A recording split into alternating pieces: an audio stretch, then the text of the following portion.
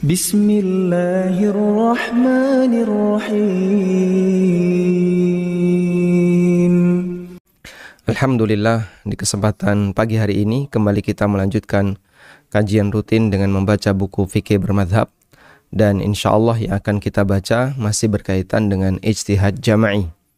Bagi Anda yang memiliki buku fikih bermadhab, silahkan dibuka di halaman 228. Berkaitan dengan ijtihad jama'i atau ijtihad yang sifatnya bareng-bareng, ijtihad yang dilakukan oleh sekelompok ulama dalam rangka untuk memecahkan permasalahan yang terjadi di tengah umat.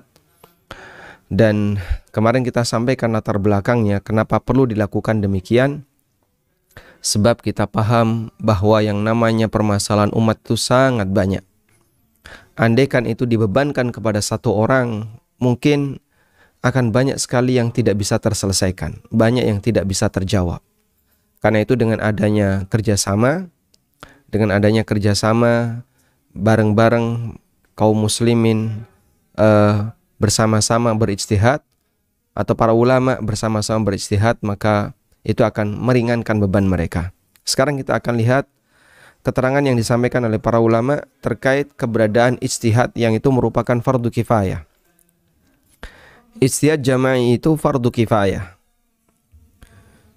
Menurut sebagian ulama, ketika ada sebuah masalah di masyarakat yang membutuhkan penjelasan syar'i, sementara mereka tidak bisa melakukan itu selain dengan cara berjamaah, selain dengan cara berijtihad berjamaah, maka menjadi suatu keharusan bagi mereka untuk bersama-sama berijtihad. Salah seorang ulama dari Maroko, Al-Allamah Ibnu Ashur rahimahullah, menyebutkan, "Fal ijtihadu fardu kifayatin 'alal ummah bimiqdari hajati aqtariha wa ahwaliha wa qad athimatil ummatu bittafridi fihi ma'al istita'ati wa makkanatil asbabi wal alat." Ijtihad merupakan fardu kifayah 'alal ummah, bagi umat ini. Sehingga di tengah umat ini harus ada ijtihad. Ya. Bimiqdari hajati aqtariha, sesuai dengan tuntutan kebutuhan dan kondisi mereka. Waqad athimat, dan umat ini akan berdosa. Waqad athimat al-ummah, dan umat ini akan berdosa bitafrid, ketika mereka tidak mempedulikan ijtihad semacam ini. Mal istita'ah, padahal dia mampu dan dia punya kemungkinan, dia punya sebab serta alat untuk berijtihad, sehingga tinggal meluangkan waktu bagi yang bersangkutan untuk berijtihad. Kemudian beliau melanjutkan, wa in aqalla ma yajibu 'alal ulama fi hadzal asri ay yabtadi'u bihi min hadzal ghardil ilmi ay yas'u ila jam'in mujamma' ilmi. Kewajiban minimal bagi ulama zaman ini, dan itu di zaman beliau, di zaman Ibnu Ashur, tentu berbeda dengan di zaman sekarang. Ibnu Ashur memang ulama belakangan, ya. Beliau menyampaikan bahwa wajib bagi ulama di zaman ini, di zaman beliau, ayabtadi'u bihi min hadzal ghardil ilmi, untuk memulai mewujudkan tujuan ilmiah dengan berusaha membuat majlis mujamma' ilmi, membuat majlis penelitian ilmiah, yahduruhu akbarul ulama bil ulumi syar'iyyah, yang dihadiri oleh para ulama-ulama kibar, ulama-ulama besar dari berbagai penjuru wilayah Islam, ulama-ulama kibar dalam berbagai ilmu syar'i, di berbagai disiplin ilmu syar'i, fi kulli qatarin islami ala ikhtilafi madzahibil muslimin fil aqtar, dari berbagai penjuru wilayah Islam meskipun mereka berbeda-beda madhab. Sehingga usaha semacam ini tidak boleh ditinggalkan, karena masyarakat sangat membutuhkannya. Dan kebutuhan itu harus ada jawaban. Apabila kebutuhan masyarakat tidak dipenuhi oleh elemen masyarakat itu, maka masyarakat tersebut berdosa. Sehingga harus ada sebagian orang yang bersedia meluangkan waktunya beristihad dalam rangka untuk menjawab kebutuhan mereka. Baik. Jadi di sini penting, kata kuncinya adalah terkait masalah memenuhi kebutuhan masyarakat. Bahwa masalah di masyarakat ini butuh penjelasan syar'i. Butuh penjelasan syar'i. Dan penjelasan syar'i ini butuh ijtihad. Dan untuk bisa berijtihad, maka dibutuhkan seorang ulama yang memiliki kapabilitas untuk berijtihad. Butuh mujtahid. Maka status menghadirkan mujtahid untuk berijtihad ini sifatnya fardu kifayah. Dan disebut sebagai fardu kifayah artinya kewajiban yang di situ harus ada sejumlah orang yang mencukupi. Kifayah dari kata kafa yakfi, yang artinya cukup. Sehingga dia harus menghadirkan sekelompok orang yang mencukupi untuk menjawab itu. Sehingga jika itu tidak bisa dilakukan oleh individu tidak bisa melakukannya. Kewajiban minimal adalah jamaah. Mereka harus menghadirkan sekelompok orang secara berjamaah bersama-sama memahami syariat ini dan memahami beristihad dengan syariat ini agar dia bisa menjawab permasalahan yang ada di tengah umat yang itu membutuhkan penjelasan syar'i. Baik, ini yang disampaikan oleh Ibnu Ashur.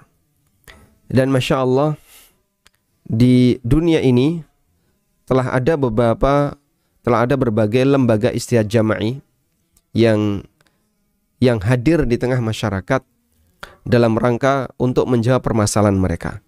Namun sebelumnya coba kita pastikan dulu mengenai biografi Ibnu Ashur. Jadi tentang siapakah Ibnu Ashur agar kita bisa melihat ya posisi beliau ulama belakangan, Muhammad Tahir bin Ashur.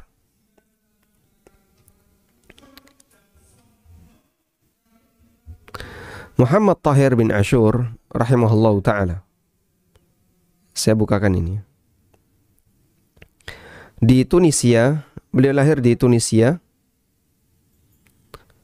pada tahun 1296 Hijriah dan meninggal pada tahun 1393 Hijriah ya, atau bertepatan dengan 1973 Masehi. Sehingga beliau termasuk ulama belakangan, mu'asirin. Dan karya-karya beliau sangat banyak, dalam bidang tafsir ada ya, dalam bidang fikih sangat banyak, dan beliau termasuk salah satu di antara ulama kibar dalam mazhab Malikiyah, dan termasuk di antara ulama yang keterangannya banyak dijadikan sebagai referensi bagi ulama generasi setelahnya. Sezaman dengan Muhammad Abduh ya, dan beberapa ulama yang lainnya. Taib. Sehingga ketika beliau menyampaikan di zaman ini perlu ada istihad jama'i, ya, berarti itu adalah zaman yang tidak berjauhan dengan kita. 1973 yang lalu beliau meninggal. Sekarang coba kita lihat beberapa lembaga istihad jama'i. Pada masa sekarang ada banyak lembaga fikih internasional yang beranggotakan sejumlah ulama. Lembaga fikih internasional yang beranggotakan sejumlah ulama.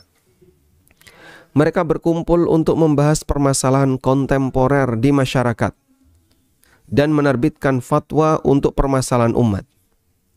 Berikut di antaranya. Yang pertama adalah Majma'ul Bukhuth Al-Islami, lembaga penelitian Islam di bawah Universitas Al-Azhar Mesir. Majma' Al-Bukhuth Al-Islami, lembaga penelitian Islam di bawah Universitas Al-Azhar Mesir. Resmi didirikan melalui Undang-Undang Nomor 103 tahun 1381 Hijriah. Awal berdirinya beranggotakan 50 ulama yang dominan berasal dari Mesir, diketuai oleh Syekhul Azhar. Dan selalu seperti itu sampai sekarang, selalu diketuai oleh Syekhul Azhar. Muktamar pertama dilaksanakan di Mesir pada tahun 1383 Hijriah. Kemudian yang kedua adalah Hay'ah Kibar Ulama Saudi. Didirikan atas perintah kerajaan yang diterbitkan pada tahun, perintah itu diterbitkan pada tahun 1391 Hijriah. Majelis ini diketuai oleh Muftil Am atau Mufti Umum Kerajaan Saudi. Dan Mufti Am itu berganti-ganti dan memiliki rapat rutin setiap 6 bulan. Salah satu divisinya adalah Lajnah Daimah lil Bukhuth al-Ilmiyah wal Ifta. Sehingga Lajnah Daimah itu di bawah Hay'ah Kibar Ulama. Ada Hay'ah Kibar Ulama, di bawahnya ada Lajnah Daimah. Komite tetap untuk penelitian ilmiah dan fatwa. Salah satu programnya adalah menerbitkan majalah sebanyak 3 kali per tahun dengan judul Majallatul Bukhuth al-Islamiyah yang berisikan beberapa fatwa Lajnah Daimah dan seterusnya. Kemudian Muftil Am, fatwa dari Muftil Am dan beberapa hasil penelitian syariat. Dan Masya Allah ya, perhatiannya luar biasa terhadap permasalahan umat, sehingga banyak sekali pertanyaan-pertanyaan, kasus-kasus yang ada di tengah masyarakat dibahas oleh para ulama, baik yang ada di Mesir maupun yang ada di Saudi maupun di tempat-tempat yang lainnya. Sekarang kita lanjutkan.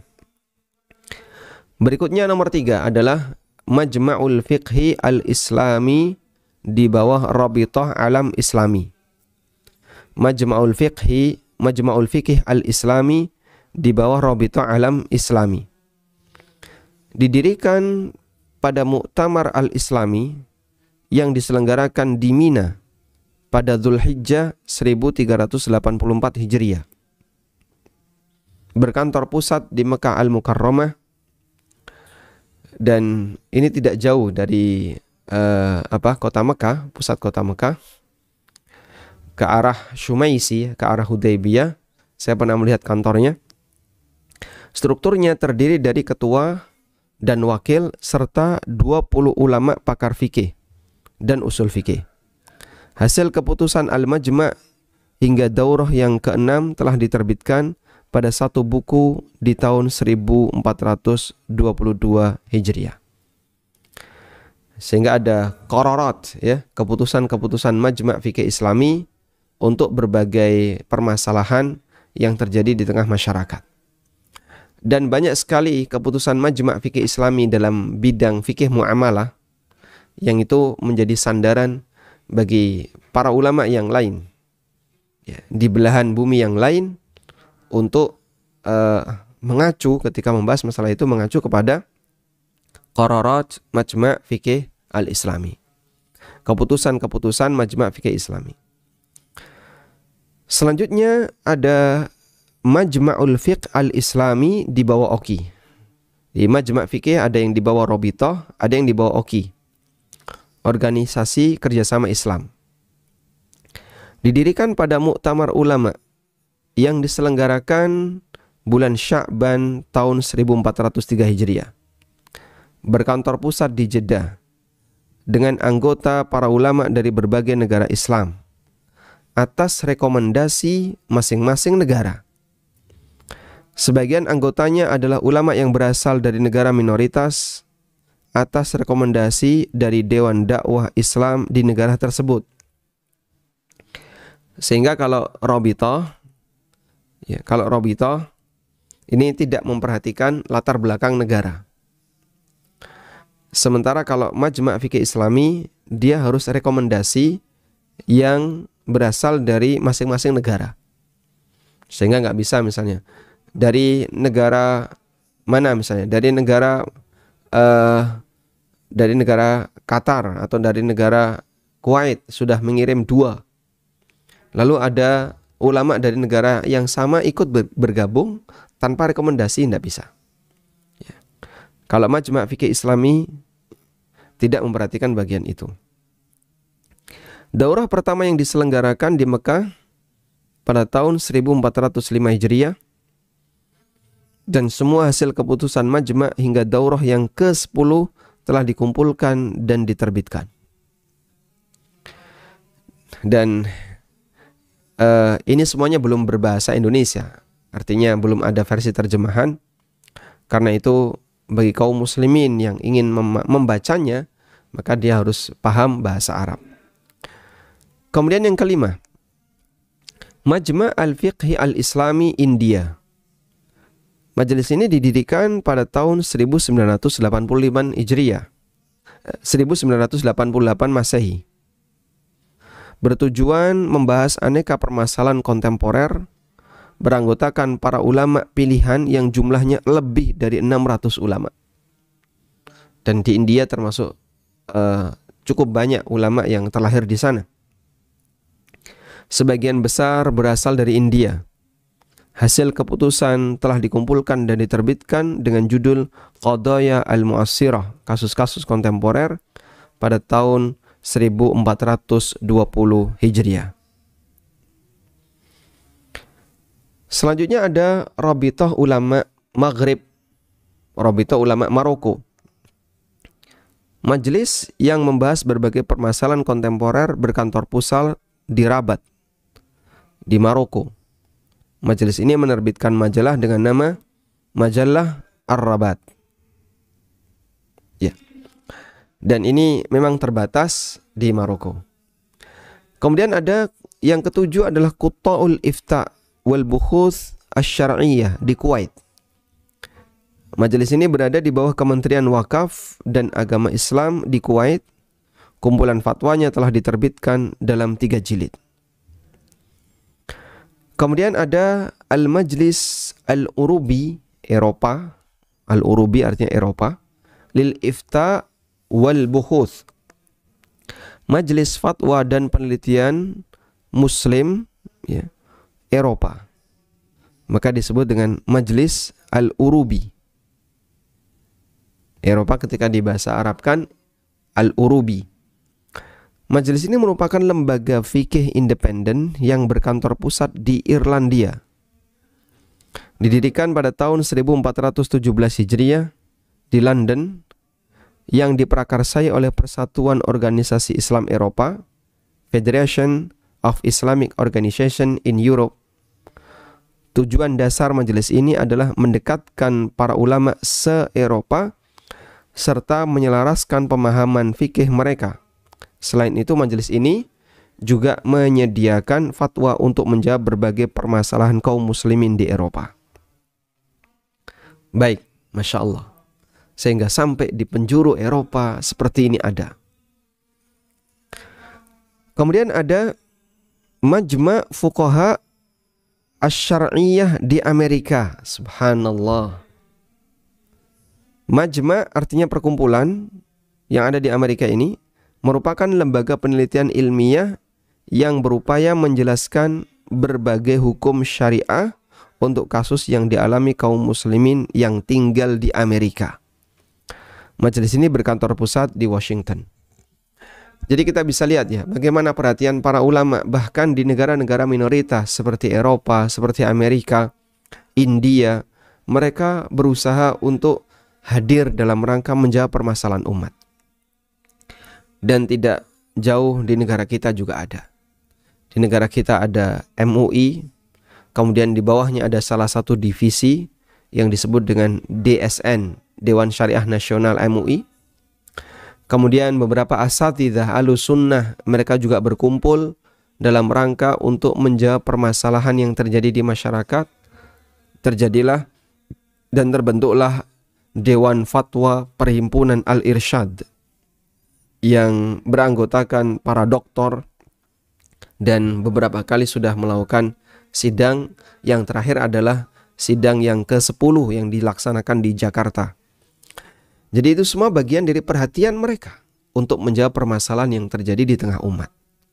Andaikan mereka ini mutung dan tidak mau memperhatikan apapun masalah yang ada di tengah umat, maka ada banyak sekali kebutuhan umat yang belum terjawab. Sehingga kalau ada sebagian orang yang nggak setuju dengan keberadaan sidang Dewan Fatwa, tidak setuju dengan keberadaan orang-orang yang berkumpul dalam rangka berfatwa, wallahu alam, bagi kami, ya meskipun itu pendapat pribadi dia, bagi kami sah-sah saja dia nggak setuju. Tapi kita bisa perhatikan, manfaat semacam ini sangat besar bagi umat. Manfaat seperti ini sangat besar bagi umat. Di mana umat sangat membutuhkan, ya, umat sangat membutuhkan kehadiran para ulama untuk menjawab permasalahan mereka. Terlepas dari adanya sebagian tokoh yang tidak setuju. Ada banyak sekali kasus yang mereka butuh jawaban. Andaikan itu dibiarkan saja, maka masyarakat tidak akan pernah tahu mana batasan yang halal, mana batasan yang haram. Sehingga butuh kehadiran ulama semacam ini. Wallahu alam. Walhamdulillahirabbil alamin. Kita telah membaca daftar, ya, dari lembaga-lembaga fatwa yang mereka hadir dalam rangka untuk menjawab kebutuhan masyarakat, baik untuk kelas internasional di mana fatwanya dipakai di berbagai penjuru dunia, maupun untuk kelas yang lebih sempit, yang lebih terbatas, seperti yang terjadi di Indonesia, di mana mereka menjawab kebutuhan yang terjadi di masyarakat. Wallahu alam. Mungkin demikian yang bisa kita sampaikan sebagai pengantar, dan insya Allah nanti di pertemuan berikutnya kita akan membaca bagian ini, kemudahan ijtihad di era digital. Ya. Seperti apa bentuknya? Insya Allah kita akan bahas di pertemuan berikutnya. Wassallallahu ala nabiyyina Muhammadin wa ala alihi wa sahbihi wasallam.